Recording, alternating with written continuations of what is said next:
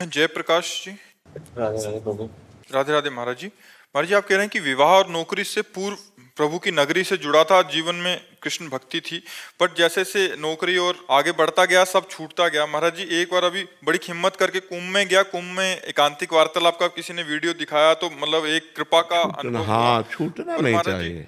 अभी मतलब ये नौकरी मुकाम हासिल करने की इच्छाएं, ये सब हाँ, चलो बाधा कर चलो रही हैं। चलो चलो, कोई बाधा नहीं।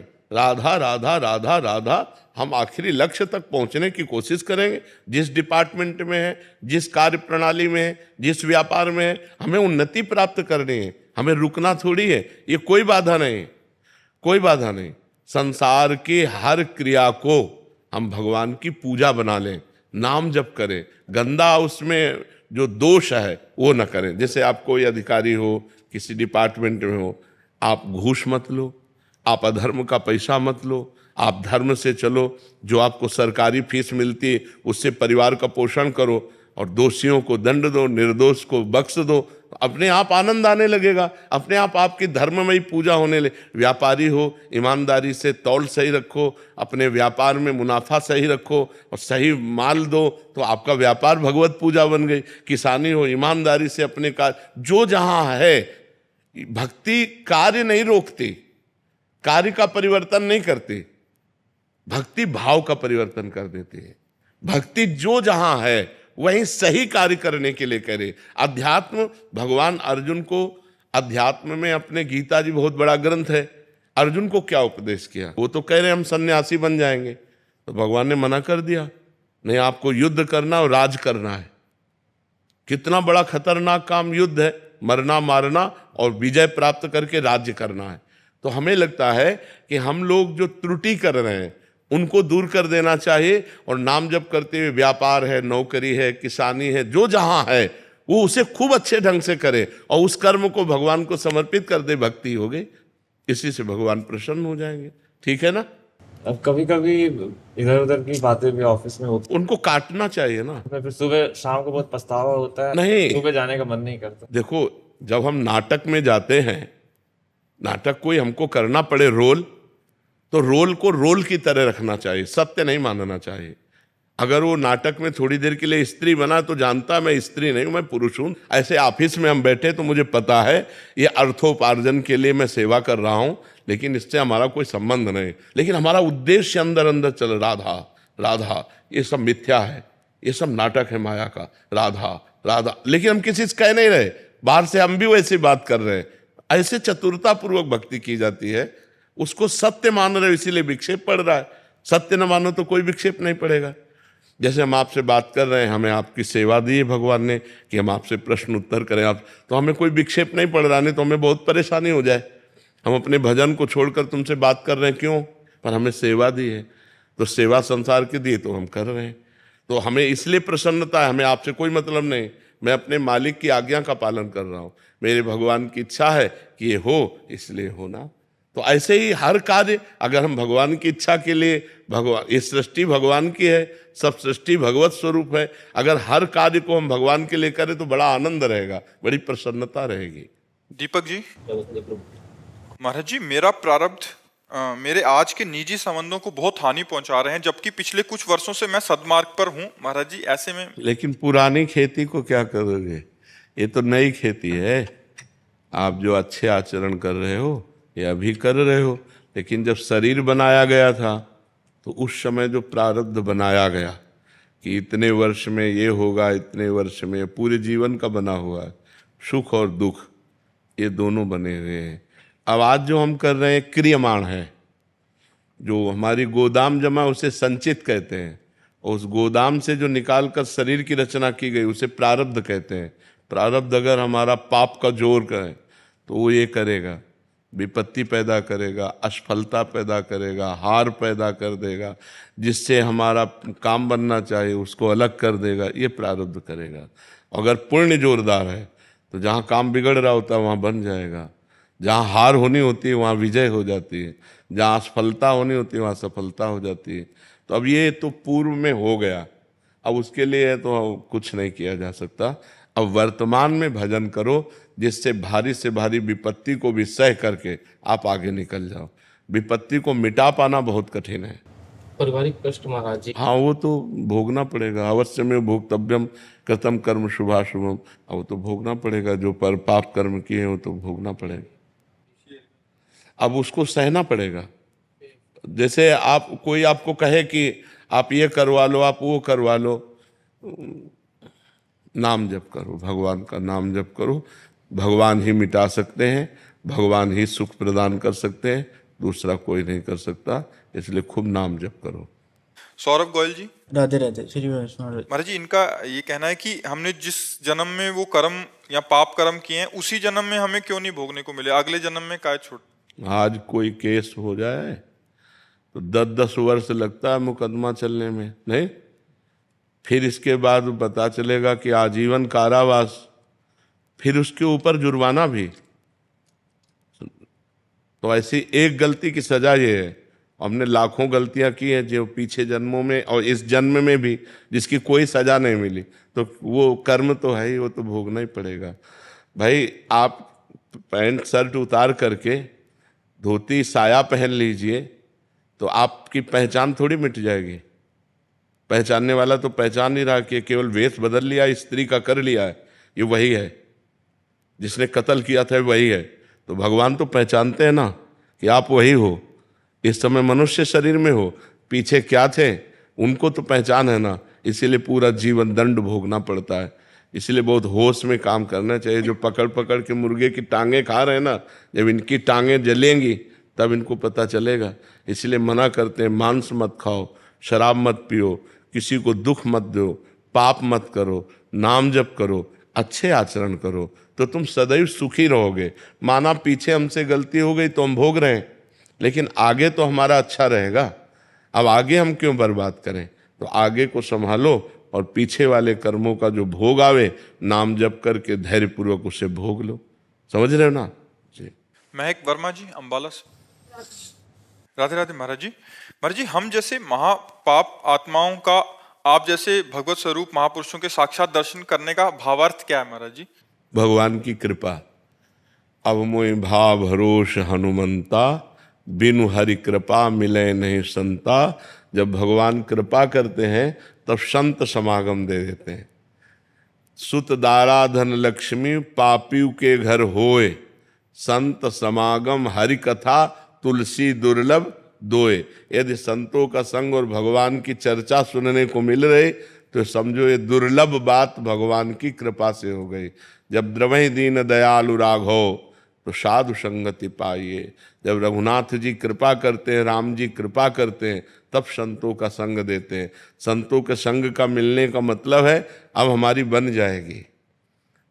संतों का संग मिलने का प्रतीक है कि अब हमारी उन्नति होने वाली है, आध्यात्मिक उन्नति होने वाली है। अब हमारे दुर्गुण दुराचारों का नाश होने वाला है, अब हमारे पापों का अंत हो जाएगा और हमें अनंत भगवान के सुख की तरफ घसीटा जाएगा। क्योंकि संत मिले, इसका मतलब अब हमारा मंगल होने वाला है। तभी विभीषण जी कहते हैं कि लंका में रहते हुए जब हनुमान जी के दर्शन में बोले, अब मोहि भाव भरोस हनुमंता, अब भरोसा हो गया कि भगवान ने मुझे स्वीकार कर लिया है, क्योंकि बिनु हरि कृपा मिले नहीं संता। अगर राम जी कृपा न किए होते तो तुम न मिलते। विभीषण जी को लंका में भरोसा हो गया। तो हमें जो संत समागम मिलता है ये भगवान की कृपा से मिलता है। महाराज जी, संत समागम होने के बाद हम किन किन सावधानियों को उनकी आज्ञा का पालन करें। उनके जो वचन हैं, जैसे अभी कहा, मांस मत खाओ, शराब मत पियो, गंदे आचरण मत करो, पवित्र आचरण करो। अब इतने को स्वीकार कर लो, आपका जीवन उन्नतिशील हो जाएगा। आपका जीवन, आपका भविष्य, आपका परलोक सब आनंदमय हो जाएगा। देखो, जो हम पाप कर्म करते हैं, यहाँ की सरकार जाने ना जाने, हमारी सरकार एक एक तुम्हारी क्रिया को देख रही है और इतनी प्रवीण है कि वो आपके एक एक छोटी हरकत का भी फल मिलेगा। वो हरकत अच्छी है या बुरी, उसका फल आपको मिलेगा। और एक एक सेकंड का, एक एक मिनट का, एक एक हरकत का आपका फल है। आप जो भी कर रहे हो उसका फल है। अब अगर पाप कर रहे हो तो उसका दुख फल है, विपत्ति फल है, हार है, पराजय है। अगर पुण्य कर रहे हो तो जय है, आनंद है, सुख है। तो पुण्य करो, चाहते सुख हो और करते पाप हो, इसलिए परिणाम में दुख भोगना पड़ता है। तो जो संतों के वचन हम सुने उनको आचरण में उतारे, यही संत संग का फल है कि जो हम सुने उनको आचरण में उतारे। पर मन महाराज जी बार बार प्रेरित करता है उन्हीं विषयों की। नाम जप, अगर हम नाम जप कर रहे हैं तो हम लड़ सकते हैं अपने मन से, हम मन की प्रेरणा को मार सकते हैं। अगर मन की तरंग को नहीं मार पाए तो हमें मार डालेगा, फंसा देगा। जितनी जेल भरी है वो सब मन की तरंग वालों की भरी है। नहीं रोक पाए मन को, गलत आचरण किए, नहीं रोक पाए क्रोध को, हिंसा कर दिए तो जेल में सड़ रहे हैं। और जेल पूरे कर्मों को भोग का नहीं है, वो किसी एक कर्म का फल है। पूरे कर्मों का भोग बड़ी जेल है, नरक, वहां भोगना पड़ेगा। इसलिए पाप कर्म तो करो मती, खूब अच्छे कर्म करो, नाम जप करो, दूसरों को सुख पहुंचाओ जिससे तुम्हें आनंद की, माता पिता की सेवा करो, बुजुर्गों की सेवा करो जिससे तुम्हें आनंद मिले, सुख मिले। यश मदान जी। राधे राधे। राधे राधे महाराज जी। महाराज जी, क्या भगवान से ऊपर भी कोई है? अगर नहीं है तो कर्मों को भोगना ही क्यों पड़ता है महाराज जी, जन्म लेना ही क्यों पड़ता है? क्यों? कानून जो बना हुआ है उन्हीं के द्वारा बनाया हुआ है। अगर आप उस कानून में गलत हो तो आप पिटोगे कि नहीं पिटोगे, फंसोगे कि नहीं फंसोगे, जेल जाओगे कि नहीं जाओगे? कर्म तो भगवान की मर्जी से ही होता है, नहीं, हमारी मर्जी। नहीं, हाँ तुम्हारी मर्जी से। भगवान ने आके कहा था तुमसे शराब पियो, भगवान ने तुमसे कहा था मुर्गा खाओ। भगवान ने हमें पैदा ही क्यों करा? क्यों? सही पूछो तो भगवान ने पैदा करके कृपा की है, आनंद के लिए पैदा किया है। हम आनंद लें, हम गलत मार्ग में क्यों जा रहे हैं? भगवान, आप ये प्रश्न कह दे कि हमें बाप ने पैदा क्यों किया, हमारे बाप को भगवान ने पैदा क्यों किया, ये कोई प्रश्न है? आप बताओ, ये कोई प्रश्न है? भजन ही क्यों करना पड़ता है? नहीं, आप ये बताओ, ये कोई प्रश्न है? हमें क्यों पैदा किया ये प्रश्न नहीं है। हम जो पैदा हुए अब हमें क्या करना चाहिए ये प्रश्न होना चाहिए ना। भगवान ने हमें पैदा किया, फिर यार पूरी इस प्रश्न का महत्व क्या रहेगा, फिर पूरी इस नौटंकी का महत्व क्या रहेगा? पूरा जगन नाटक जो फैला हुआ है भगवान का। हाँ, भगवान ने पैदा किया है, धर्म से चलो, दोनों मार्ग बना दिए। जैसे दिन है, रात है, अच्छा है, बुरा है। अब आप बुरे मार्ग में जाओगे तो बुरा फल मिलेगा, अच्छे मार्ग में जाओ तो अच्छा फल मिलेगा। लेकिन वो भगवान तुम्हें बहुत प्यार करते हैं। तुमने कोई ऐसा कर्म नहीं किया था कि तुम्हें सुअर कुत्ता ना बना करके मनुष्य बनाया, ये उनकी कृपा है। अब हम उनकी कृपा का दुरुपयोग करके गंदे आचरण करेंगे तो फिर हमारे दुष्परिणाम तो आएगा ही आएगा, नहीं आएगा? और सही पूछो तो भगवान ने तुम्हें पैदा नहीं किया, भगवान खुद तुम बने हैं। तुम कौन हो? भगवान का अंश हो ना, लेकिन उसको तो नहीं जानते ना। इतने बड़े शरीर में वो है, लेकिन तुम दर्पण देख के इसी को मैं मान रहे हो, उस अंश को तो कभी देखा नहीं। अगर उस अंश की तरफ बढ़ो तो प्रश्न ही खत्म हो जाएगा कि भगवान ने मुझे क्यों पैदा किया। भगवान ने नहीं पैदा किया, भगवान स्वयं बहुत रूपों में बन गए। एकोहम बहुत श्यामा, भगवान का अंश का मतलब होता है भगवत स्वरूप हो। भगवान का अंश कोई कमजोर थोड़ी होगा, वो भी भगवान ही है। लेकिन हम भगवान से विमुख हो गए, भगवान को भूल गए और माया में फंस गए। अब कहते भगवान ने माया ही क्यों बनाई? क्यों का तो अंत नहीं है, क्यों का कोई अंत नहीं है। अगर हम सुलझना चाहें तो भगवान ने माया बहुत आनंद में बनाई। देखो, माया में जल बना है, हमारे प्यास बुझाने के लिए जल है। माया में अन्न बना है, हमारी भूख बुझाने के लिए अन्न है। हम मुर्गा क्यों खाएं?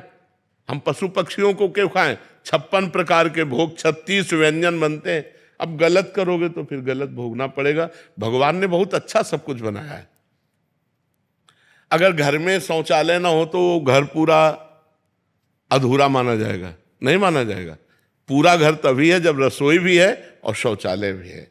ऐसे ही भगवान ने बुरा और अच्छा सब कुछ बनाया है। लेकिन आप बुरे मार्ग में जाओगे तो बुरा फल मिलेगा, अच्छे मार्ग में जाओगे तो अच्छा फल मिलेगा। कर्म करने की आपको स्वतंत्रता है।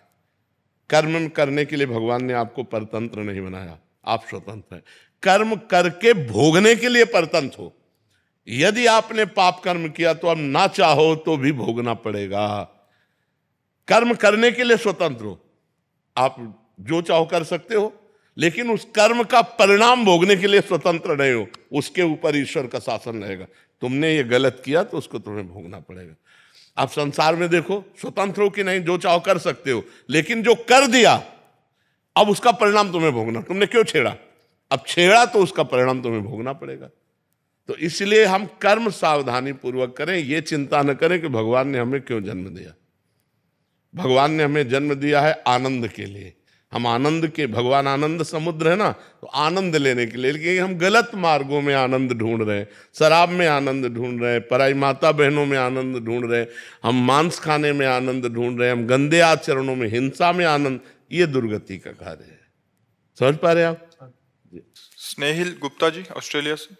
राधे राधे महाराज जी, आपके चरणों में कोटि कोटि प्रणाम। महाराज जी, सच्ची भक्ति क्या है और ये कैसे प्राप्त की जा सकती है? भगवान में निरंतर स्थिति रहना, मन और बुद्धि की, सच्ची भक्ति है। अर्थात अखंड भजन, तन्मया स्थिति सच्ची भक्ति का स्वरूप है। तदर्पिता अखिलाचारिता तद्स्मरणेन परम व्याकुलतेति। समस्त आचरण भगवान के अनुकूल हो और भगवान का तनिक विस्मरण होने पर ऐसी व्याकुलता हो जैसे मछली को पानी से अलग कर दे तो वो तड़पने लगती है। ऐसे हम परम व्याकुलते थी। त्रिभुवन की राजलक्ष्मी देने पर भी जो आधे पल के लिए भी भगवान का विस्मरण न करे वो सच्चा भक्त है। एक क्षण भी भगवान का भजन न छूटे, ये सच्ची भक्ति का स्वरूप है। और इस भक्ति को प्राप्त करने के लिए संतों का संग करे, संतों की आज्ञा का पालन करे, शास्त्रों का स्वाध्याय करे, पाप आचरण ना करे, भगवान की लीला कथा सुने, भगवान का नाम जप करे, भगवान की मूर्ति विराजमान करके सेवा करे। इससे भक्ति की प्राप्ति हो जाएगी। गौरव शर्मा जी। राधे महाराज, जय श्री राम। राधे राधे महाराज जी। महाराज जी, आपके एकांतिक में सुना था कि मन के द्वारा संतों से बात कर सकते हैं, तो मन बहुत खुश हुआ कि आपसे बात हो सकती है। महाराज जी, हमें वो पद्धति बताइए जिससे हर समय। पहले आप हमें मन दीजिए, हमारा मन और आपका मन एक हो जाए तभी तो बात होगी। ऐसे बात हो जाएगी? ब्लूटूथ सिस्टम होता है ना, मोबाइल होता है ना अभी कनेक्शन ही नहीं तो पहुंचे तो कैसे पहुंचे? अभी कनेक्शन ही नहीं ना, कनेक्शन हो तब तो पहुंचे ना। आपके मन का कनेक्शन हमारे मन से हो जाए, हमारे मन का कनेक्शन आपके मन से हो जाए, तो यहाँ जो स्फुरित होगा वो आप में आ जाएगा, आप जो स्फुरित करेंगे वो यहाँ आ जाएगा। इस कोटि का प्रेम बड़ा दुर्लभ है। किसी संत से, किसी गुरुदेव से ऐसा प्रेम हो जाए कि हम अपना मन उनको दे दें। हमारी कोई रुचि नहीं, हमारी कोई इच्छा नहीं, हमारी कोई चाह नहीं, हर समय उनकी आज्ञा के अनुसार चल रहे। मन गुरुदेव को समर्पित कर दिया, तन गुरुदेव को समर्पित कर दिया। अब उनके मन में जो चलेगा वो हमारे मन में आ जाएगा, जो हमारे मन में होगा वो गुरुदेव के मन में चला जाएगा। इस कोटि का समर्पण होने की बात है। हमने कई बार देखा, एक हमारी सेवा में थे, रसोई सेवा में, वो हमें बना के पवाते थे। अब हम ऊपर से सोचते आ रहे हैं कि अगर आज श्री जी के लिए ये बनाते तो अच्छा था। नीचे उतर के आए, उनका श्री जी का भोग क्या बनाया है? बोले ये बनाया, वही जो हम सोच रहे थे। एक बार नहीं, सैकड़ों बार ऐसा, पर उसका कोई नहीं, किसी से संपर्क नहीं, सीधे राधा वल्लभ जी जाना, भजन करना और बस चुपचाप हमारी सेवा में। तो जो हम सोच रहे हैं वही उसके मन में आ रहा है। पूरा समर्पण होने पर ही ऐसा हो सकता है। जब तक पूरा समर्पण हो जाए तो गुरु की कोई छोटी सी वस्तु भी आसपास हो तो तुम्हें पता चल जाएगी। गुरु के मन की तो बात जाने दो। अमीर खुसरो जी पूरे समर्पित महापुरुष थे। उनके गुरुजी दिल्ली आए हुए थे, तो किसी गरीब ने सुना कि बहुत सिद्ध फकीर हैं, अगर ये कृपा करें तो धन मिल जाए, क्योंकि गरीबी में धन की आवश्यकता होती है। बेटी का ब्याह था, तो वो गए, उन्होंने दंडवत की और कहा, बाबा बेटी का ब्याह है, कोई कृपा कर दो। तो उनका परसों आना टाल दिया। अब बाबा के पास क्या रखा है? संत सिद्ध हैं तो उनके पास रुपया थोड़ी रखा है। परसों फिर आए, बाबा वो बेटी का ब्याह है, आपने कहा था परसों आना। तो उनका, ले जा, हमारी पादुका ले जा। लकड़ी की पादुका थी, कहा पादुका ले जा। अब कोई सोने से थोड़ी मड़ी थी। अब उसने विचार किया, मुझे तो धन चाहिए था, बाबा ने पादुका दे दिया, पादुका से क्या होगा? पर संत ने दिया है, हाँ ले जा पादुका, अपने घर ले जा। तो अब माथे पे रख लिया और लिए जा रहे थे।